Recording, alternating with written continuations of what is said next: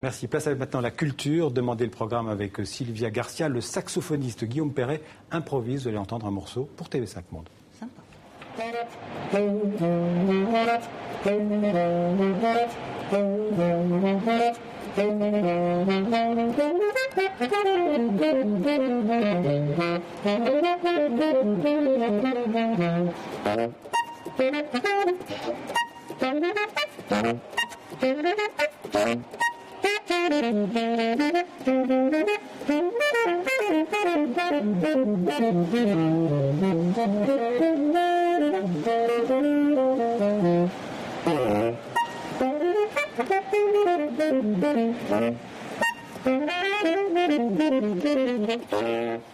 Bonsoir Sylvia. Bonsoir Xavier. Alors, il paraît que c'est un guerrier du son là, oui, que vous nous proposez. Là, on ne l'entend pas tout à fait. Vous allez comprendre pourquoi on parle là de Guillaume Perret, un talent qui se confirme avec ses musiciens d'électrique épique, jazz progressif, fusion de jazz, de funk, de rock, résolument contemporain, un son puissant, rugissant qui explose dans le second album, Open Me.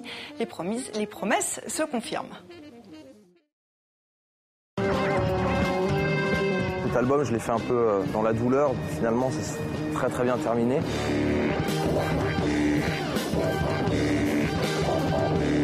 C'est une musique assez écrite qui emprunte vraiment des styles de tout pays et toute époque. Donc on peut aller du gros riff de rock à des sonorités plus orientales, plus africaines, à de la musique baroque, du contrepoint. Il y a beaucoup d'écriture, il y a vraiment un gros travail qui est fait sur le son. J'ai essayé d'élargir au maximum le son du saxophone en le filtrant avec des pédales d'effet, de guitare et un système de microphone original qui me permet de faire des gros sons d'infrabasse, des riffs de guitare, des sons de voix, des sons d'animaux, des bruits de la nature, des sons de synthé, enfin voilà, toutes sortes de choses, des percussions aussi, avec un seul instrument, avec le sax.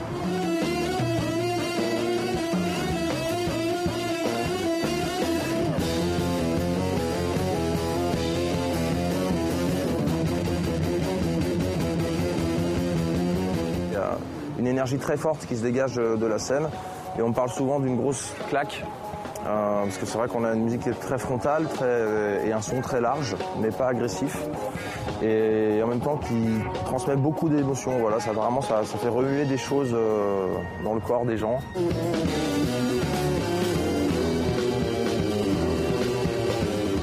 Depuis que je suis tout petit, j'ai toujours bouillonné, j'ai toujours eu besoin de jouer, que ce soit dans la rue, que ce soit sur scène, que ce soit devant un très large public ou dans des lieux très intimistes.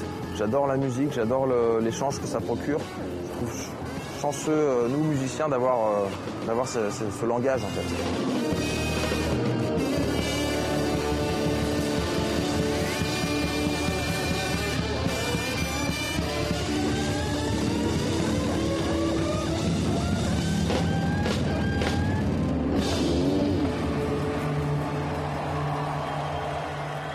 Alors, petite information encore en primeur, Xavier. Jeudi, Guillaume Perret a signé chez Sony. Il en était très content. Pour rappel, le premier album était sorti sur Tzadik, le label de John Zorn. Le second, Open Me, est autoproduit. Alors on va en Italie qui consacre une exposition au peintre flamand Hans Memling. Célèbre peintre flamand du XVe siècle, mort en 1494 à Bruges, dont on peut voir une cinquantaine d'œuvres. L'exposition a ouvert ses portes au grand public dans le cadre prestigieux des Scuderie del Quirinal dans le centre de Rome. Ce palais fut un temps la résidence des papes et accueille maintenant la présidence de la République. C'est un hommage de l'Italie à cet artiste qui, selon les experts, a fortement influencé l'art dans la péninsule. On dit que le maître flamand aurait inspiré à Léonard de Vinci le paysage derrière la Joconde. Alors on va voir quelques photos historiques qui, Sylvia, vous mettent une claque. Et à vous, vous allez le voir aussi. Regardez cette image. Louis Armstrong et sa trompette en 1946, par la magie de la colorisation, il reprend vie. Tout comme Charlie Chaplin, on va le voir ici en 1916, il est alors âgé de 27 ans.